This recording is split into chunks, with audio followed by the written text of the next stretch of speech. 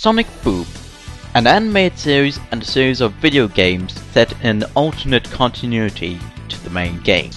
There was a lot of controversy over the drastically different character design from the main game, but I found them okay. Like Sega said, it's an alternate continuity. If Sonic Boom was supposed to be set in the main games, then I wouldn't be so accepting of these radical changes, but for an alternate continuity, they're fine. Anyway, the first 4 episodes of the show have aired, and I'm going to give my first impressions. First up, the intro.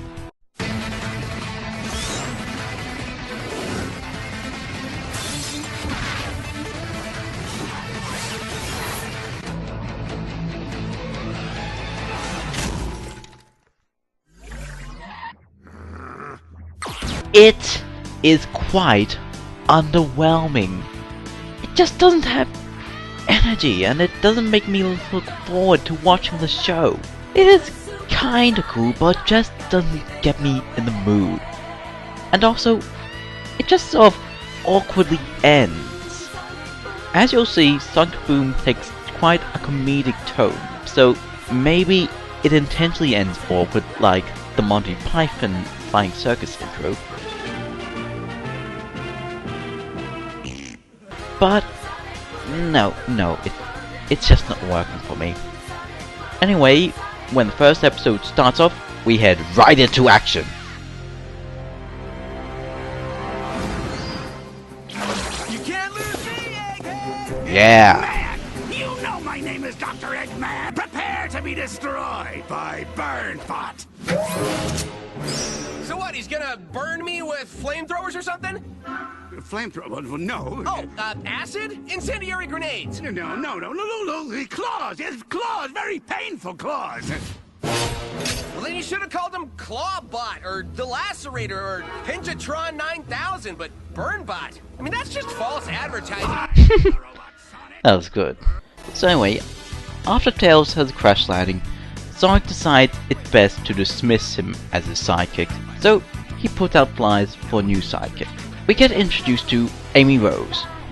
Now Amy Rose, as Sonic fans know, is the clingy girl who'd like to think herself as Sonic's girlfriend. But in this show, that doesn't seem to really be her shtick. What is her shtick? Great, because I am fine with nepotism. Oh, and under special skills you can add juggling and singing. Oh, and the Saints go marching in. Ba-ba-da-ba-da-ba. Next! What are you doing?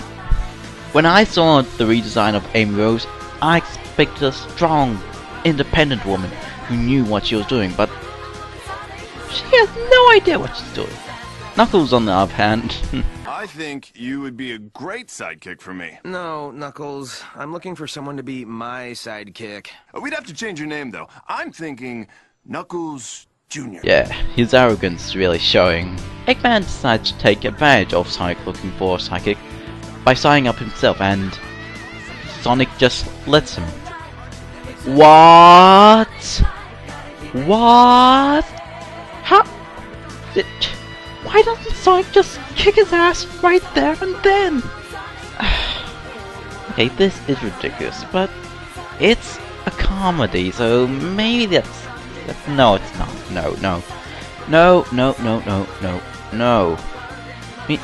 No.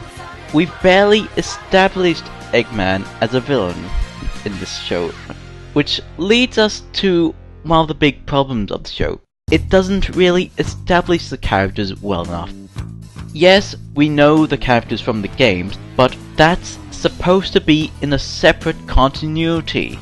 If you're going to create a new continuity, you need to reintroduce the characters. We haven't even gotten an introduction at all for the new character Styx. I haven't played either of the Sonic Boom games yet. Are the characters introduced better in those games? Well, they shouldn't be. The animated series is the main portion of the sub-franchise, so that's where we should really get to know the characters. What's that? The games are set before the animated series? That's not an excuse to not have character establishment in the show.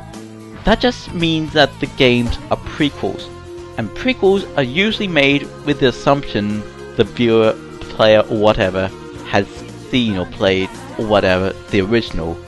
So anyway, the CGI of the series is good, but it's co-produced by Sega, so what do you expect? The humor is kind of meh, but it does get a good chuckle every now and then. I'll be back with a new robot who has an accurate name and super laser eyes, and he'll feed me ham. Evil ham. The action... it's quite enjoyable, almost like something right out of one of the games. So I've talked a bit about episode 1, I've talked a bit about the show in general, now on to episode 2. Eggman goes over to Sonic's house because, it seems, his base was destroyed. We're only 2 episodes in, and already the villain has pulled the I'm going good card. In both episodes. Sonic, you just fell for it last time, don't fall for it again. There should at least be a few episodes in between these two.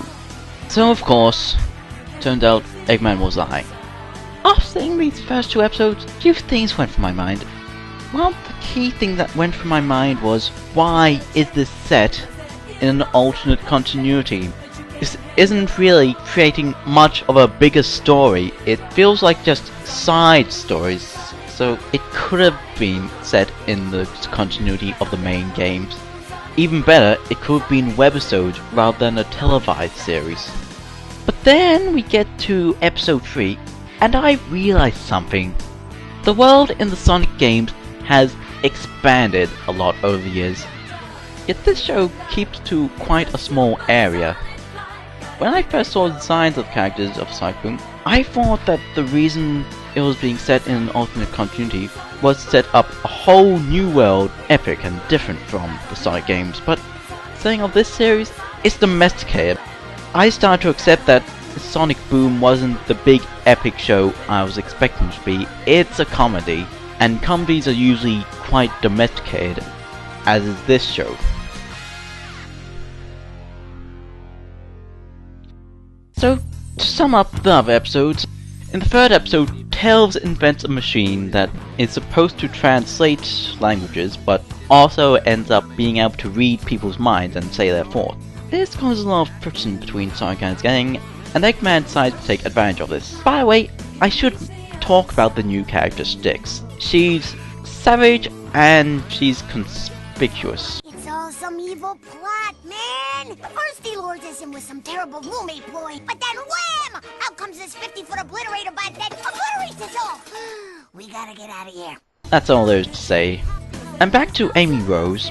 She was acting quite stupid in the first episode, but afterwards... Sure, he might be a difficult roommate, but it's only because you guys have a communication problem. Now, pretend this balloon is your self-esteem. That's great, Tails! Pretty lame.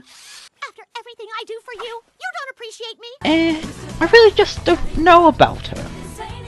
Yet all the other characters from the games pretty much seem to be themselves. In the fourth episode, Sonic, Tails, Amy and Knuckles want Styx to be a bit more friendly with animals, so they tell her to get a pet. She finds a disgusting robotic dog, and this causes a lot of chaos for Sonic and his friends. It's somewhat entertaining. So overall, I give this series a 6 out of 10. It has a lot of problems, but it could be worse. So, I'm gonna keep on watching it, but I don't think it's gonna stick around.